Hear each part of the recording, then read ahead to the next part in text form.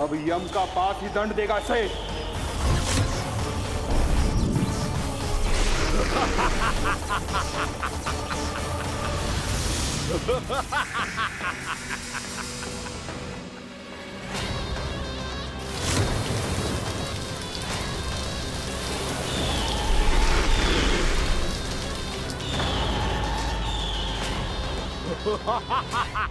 तूने जल की धार को भले ही काट दिया हो दुष्ट, पर हिम में धार नहीं होती। अब मेरी हिम शक्ति तुझे जमाकर नष्ट कर देगी।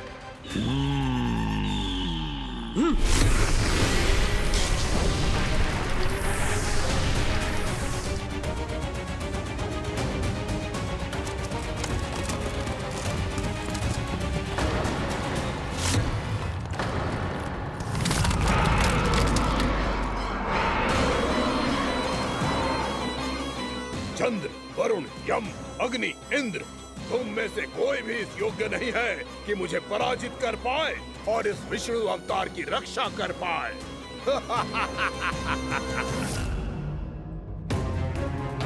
इस असुर को देवता कुछ ना बिगाड़ पा रहे हैं।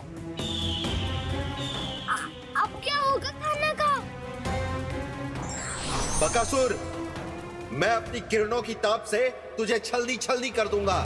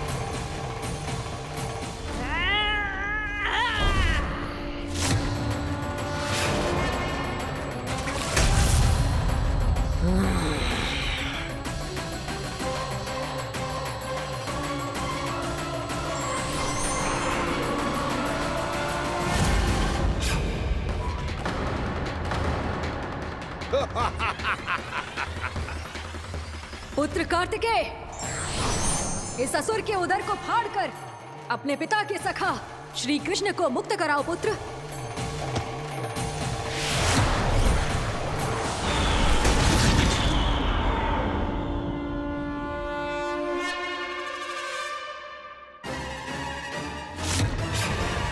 मैंने कहा था, तुम में से कोई भी मेरा बाल भी बांका नहीं कर पाएगा।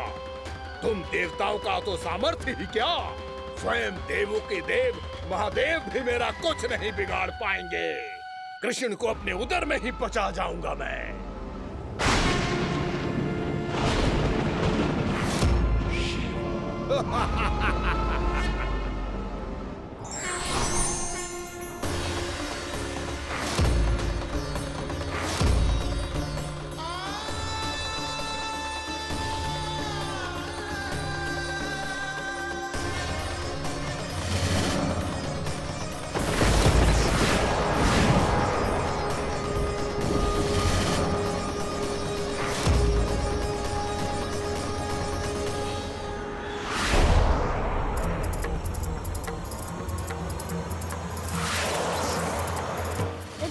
शिव शंकर का त्रिशूल है। एक ही बार में इस असुर का प्राण ले लेगा ये। हाँ, महादेव का त्रिशूल।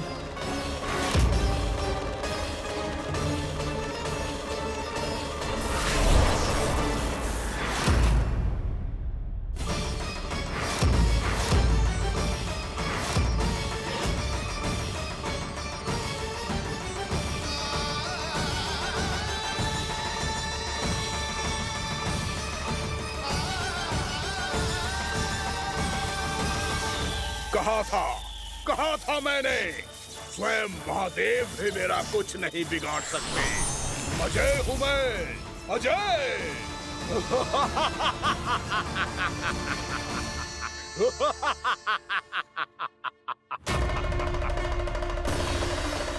प्रभु, आपके त्रिशूल की महिमा तो अपरंपार है, तो फिर ये ठहर क्यों गया? आपने अपने त्रिशूल को वापस क्यों ले लिया महादेव? इस दुष्ट का संहार क्यों नहीं किया?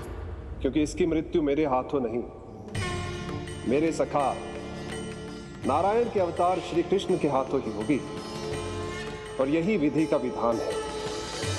पर पिताजी, श्री कृष्ण तो इस असुर के उदर में फंसे हुए हैं, हम उन्हें मुक्त कैसे कराएंगे?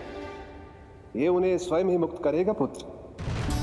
श्री कृष्ण अपने अपमान से क्रोधित नहीं होते, पर अपने भक्तों का अपमान वो क्षण भर भी सहन नहीं कर पाते। वकासुर यही भूल कर रहा है, हम सबका निरंतर अपमान करके वो उन्हें क्रोध दिला रहा है। वो ये नहीं जानता कि शीघ्र ही उन्हें अपने उदर में रख पाना उसके लिए असंभव हो जाएगा।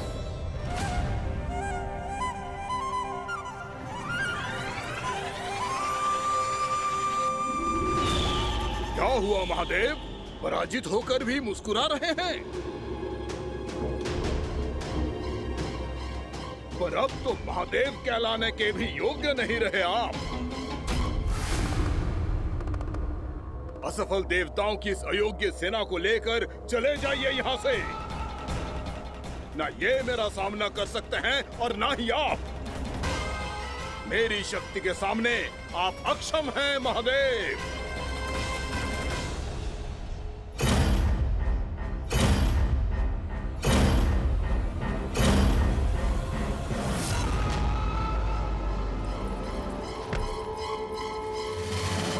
सुधा, जिस दुष्ट ने मेरे लल्ला को निगलो है ना, भीतर से जलेगो, छटपटाएगो, पीड़ा से कराएगो।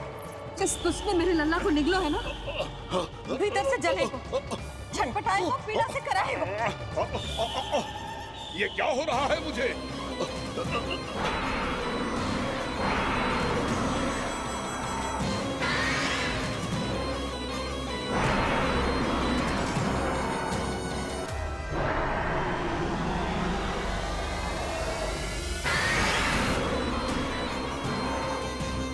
मुझे ऐसा क्यों लग रहा है जैसे भीतर से जल रहा हूं मैं? ये क्या हो रहा है मुझे?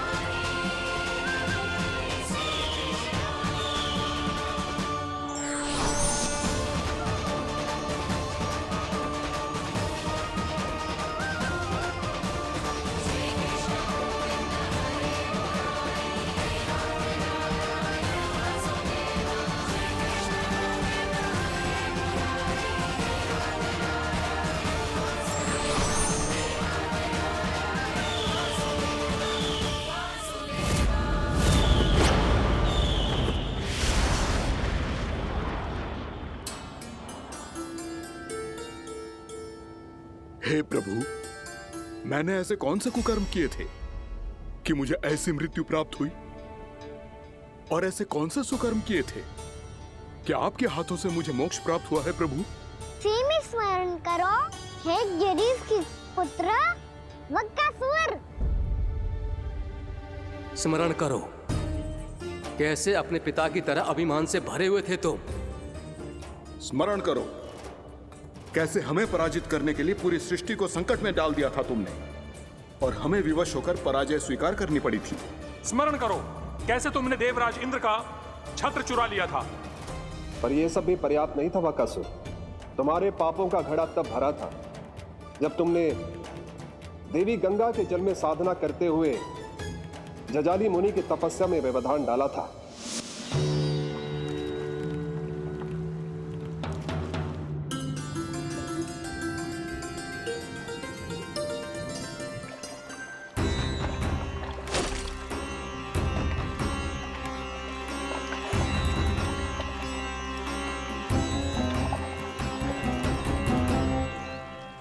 रुक क्यों गए चालक? नौका को आगे की ओर ले चलो। आगे बढ़ना उचित नहीं होगा महाराज।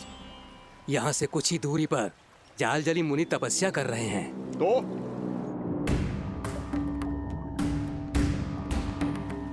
मेरे मत्स्य आखेट के क्षेत्र में इसने तपस्या करने की भूल की है।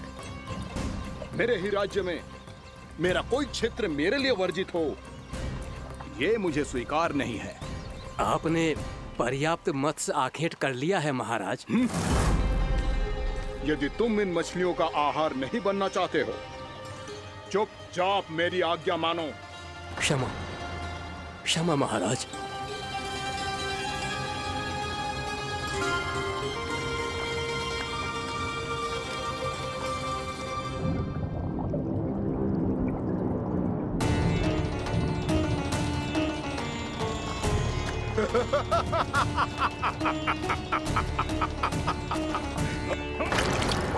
मुनिवर, रक्षा कीजिए, रक्षा कीजिए मुनिवर। हमारे प्राण बचाइए मुनिवर, मुनिवर हमारे प्राण बचाइए।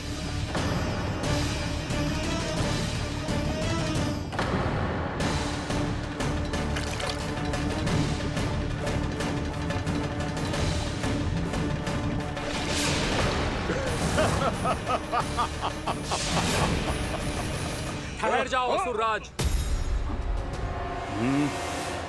इन मछलियों को हानि ना पहुंचाओ। क्यों मुनि? अब मछलियां पकड़ने के लिए मुझे तुमसे आज्ञा लेनी पड़ेगी। तुमने तपस्या करने से पहले किससे आज्ञा ली थी? मां गंगा से, इस जल में रहने वाली सभी मछलियों से। इस उपकार के बदले इन सभी मछलियों को रक्षा करने का वचन दिया था।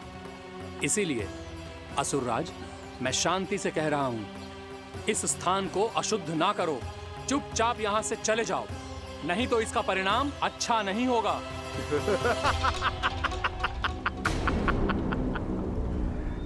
तुम जिन देवताओं की तपस्या कर रहे हो ना मुनि, उन्होंने भी मेरा कुछ नहीं बिगाड़ पाया था, और तुम मुझे धमकी देने का दुस्साहस कर रहे हो।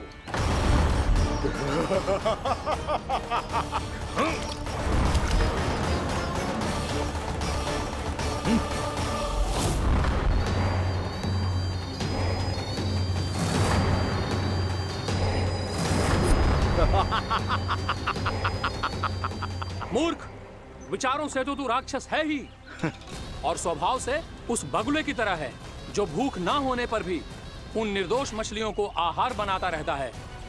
इसलिए अभी इसी क्षण से तू बगुला का जीवन जिएगा। ये मेरा श्राप है, ये मेरा श्राप है।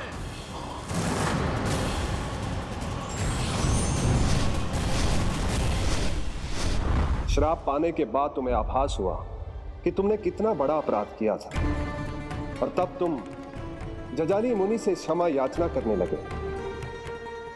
तुम्हारे अपराध बोध को जानकर मुनि श्रेष्ठ शांत हुए और उन्होंने तुम्हें वरदान दिया।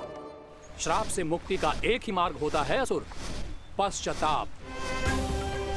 तुम्हें अपने भूल का पश्चाताप है, इसीलिए मैं तुम्हें वरदान देता हूं। तुम्हें मेरे श्राप से मुक्ति अवश्य मिलेगी। स्वयं प्रभु श्री नारायण के अवतार इस बगुले के देह के बंधन से तुम्हें मुक्त करेंगे।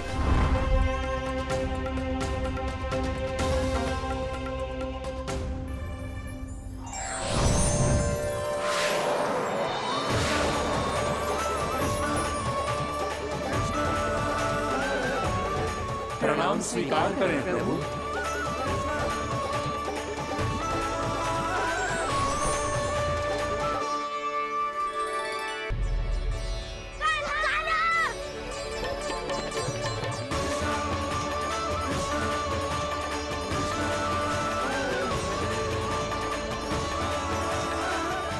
मुझे ना बताओ कि तुम सबने क्या देखा है, चाहे जो देखो है, बस मैया से कछु मत ही बताना। कान्हा!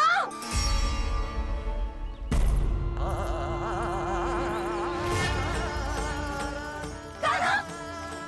मेरा लल्ला!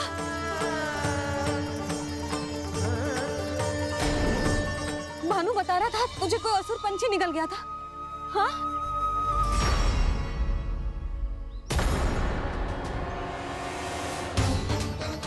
हे नारायण, ये क्या है?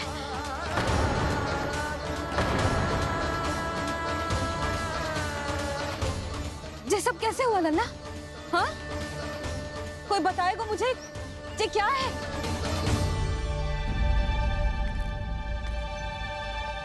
श्रीधामा, मधुमंगल, चिची को सब कुछ बता दो। ये असुर पक्षी मुझे निगलने वाला था रानी भाभी, तभी अंतिम क्षण में कान्हा ने आके मुझे बचा लियो। और ये असुर पक्षी ने कही कि यह है वृंदावन का राजकुमार, नंदराज का लल्ला। इसके होते कोई भी वृंदावन वासियों को हानि ना पहुंचा सकते। रानी भाभी, कान्हा ने अपने प्राणों की चिंता ना करी और इस क्रूर राक्षस से भिड़ गयो, और इस राक्षस पक्षी ने इसे निगल लियो। इतना पर्याप्त है भोला काका, सब कुछ बताने की आवश्यकता नहीं है। ये सब देख के सारी बालक मंडली इतनी व्याकुल हो गई कि सबने अपने प्राण अर्पित कर दिए और इस असुर पक्षी से कहे कि हमें खा लो और हमारे सखा को छोड़ दो। इन बालकों का पराक्रम देख के सभी देवतागण यहाँ आ गए और उनके हृदय भी पिघल गए और उन्होंने इस राक्षस पक्षी से युद्ध करके इसे मार गिराया। देवताओं के राजा इंद्र के वज्र का प्रहार तो मैंने अपनी आंखों से देखा है ताई जी। और फिर उसके बाद अग्निदेव ने अग्निवस्त्र का प्रहार किया। जय ना काकी, वरुण देव, कार्तिकेय, यमदेव सबने मिलके युद्ध किया इस राक्षस से। कहा था अभी मत बोलना। अरे सब मिलके फंसा दोगे मुझे। माँ भद्रकाली, हमारे शिव शंकर भी आए थे छोटी माँ। जाओ आप भी। बाबा साईता, मुझे लगता है कि ये कान्हा भी इन्हीं देवताओं में से एक है। संभव तो है चीची, स्मरण है पूतना और तृणावर्त के आक्रमण के समय भी ऐसा ही हुआ था। सभी राक्षस मारे गए थे पर अपने कान्हा को एक खरोच तक न आई थी। हाँ जीजी, मुझे लगता था कि श्री नारायण की विशेष कृपा है हमारे कान्हा पे, पर अब तो देख के लग रहा है कि हमारा कान्हा ही स्वयं श्री नारायण है। या फिर उनका अवतार है ये। अरे बस करो तुम सब, ऐसा कछु ना है। अरे जितनी बात सुनी है उससे तो यही लग रहा है कि कान्हा देवताओं और असुरों की युद्ध के बीच में फंस गया था। उसका इस सब से कोई लेना देना ना है। तो फिर इसके तन पे एक भी खरोच क्यों ना आया नंदराज? हाँ,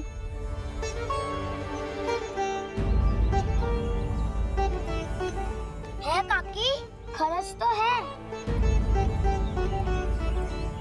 दिखा लल्ला। भैया बात पीड़ा आ रही है, कुछ करो ना। चिकोपिया भी ना अति करती है।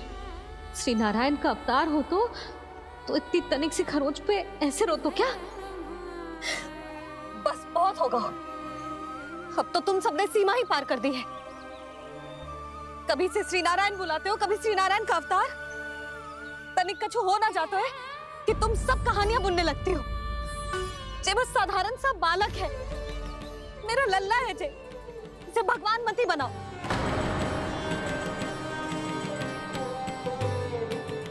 और तू, क्या आवश्यकता थी तुझे यहाँ आने की? हाँ?